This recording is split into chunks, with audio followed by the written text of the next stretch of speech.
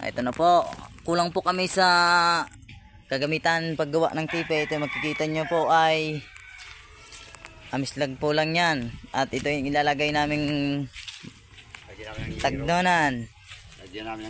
Lalagyan namin ng yero. Bibili kami ng medyo may butas-butas na.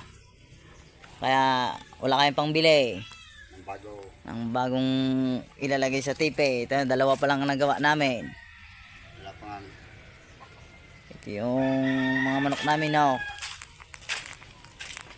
Napakita ko lang yung sa inyo. Ito yung galing sa pangpanggang galing babae. Maganda yan. At ito yung isa na mayahin pang sali namin, kaso wala kaming finance na maganda. Yung finance namin ay parang wala lang pakialam. Ito yung flying pin namin. Ito yung mga manok. At ito yung kanawayon.